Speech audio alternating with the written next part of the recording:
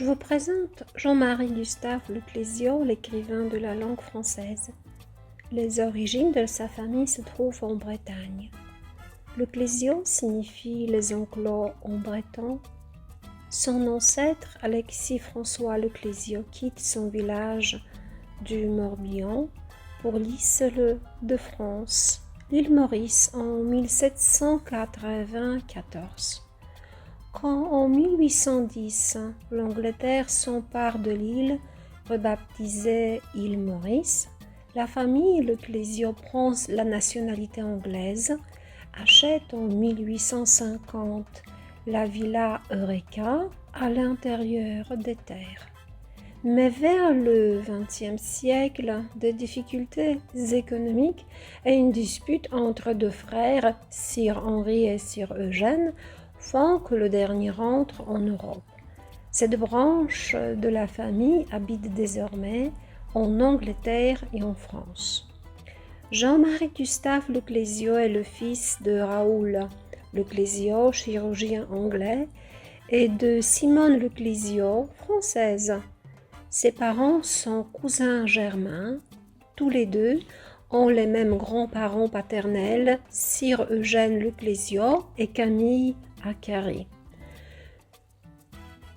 Notre héros, né à Nice le 13 avril 1940, il y a grandi, élevé par sa mère et par sa grand-mère, qui lui donne le goût de la lecture et de l'écriture, tandis que son père, médecin britannique, se trouve en poste au Cameroun anglophone, puis au Nigeria du fait de son service militaire durant la Seconde Guerre mondiale.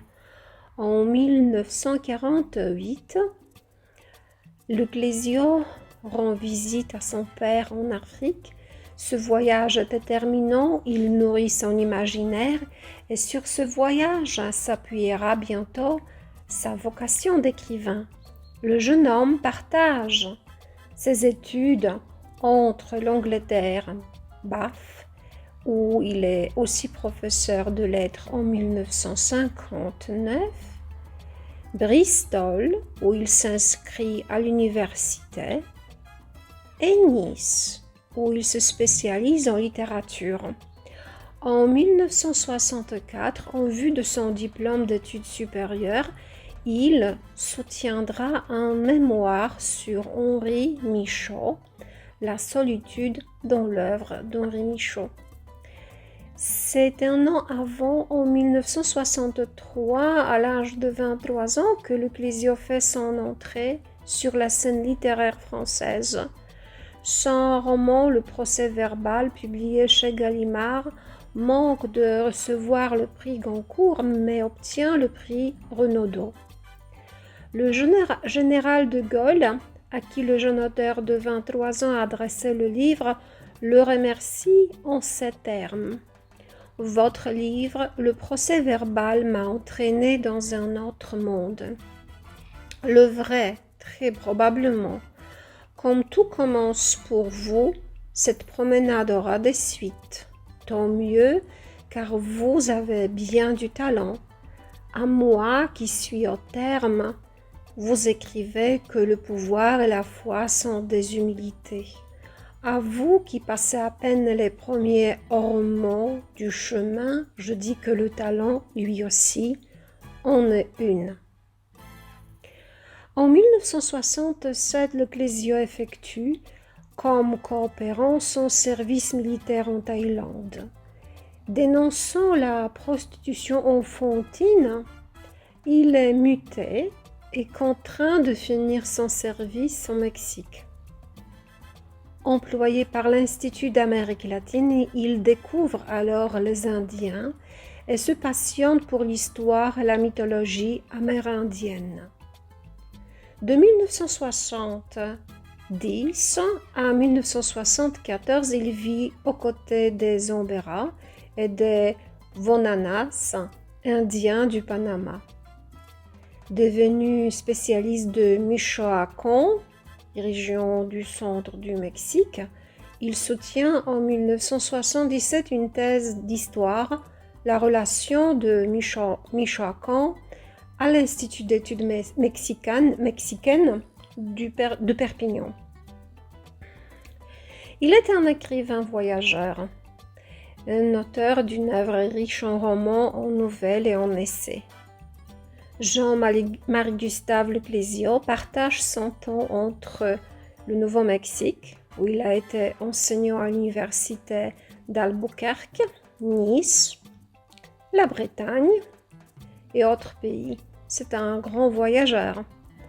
En 1990, aux éditions Gallimard, il a cofondé avec Jean Grosjean L'Orbe des peuples, une collection destinée à rassembler les grands textes de l'histoire de l'humanité. L'Académie suédoise, en lui décernant le prix Nobel 2008 de littérature, a déclaré entendre ainsi rendre hommage à l'écrivain de la rupture, de l'aventure poétique et de l'extase sensuelle, l'explorateur d'une humanité au-delà et en deçà de la civilisation régnante. Peu lié au monde littéraire parisien, Le Clésio est un écrivain nomade, comme il est un homme nomade. Pendant longtemps, celui qui a 23 ans, pour son premier roman, Le Procès-verbal avait obtenu l'un des prix prestigieux de la rentrée littéraire, le prix Renaudot, a même été extrêmement absent de l'actualité littéraire. Rarement dans les journaux, pas davantage à la radio, voire à la télévision, un écrivain secret. Sans doute est-ce au nomadisme de Le Clésio que l'on doit cette sorte de transparence de l'écrivain. Sans doute aussi parce qu'il est chercheur et professeur et a travaillé dans diverses universités dans le monde. Des États-Unis, Albuquerque au Nouveau-Mexique, en Corée, Séoul, en Chine. Il vit actuellement à Nice. Il est marié depuis 1975 à Genia Jean, née en 1948 à Rabat.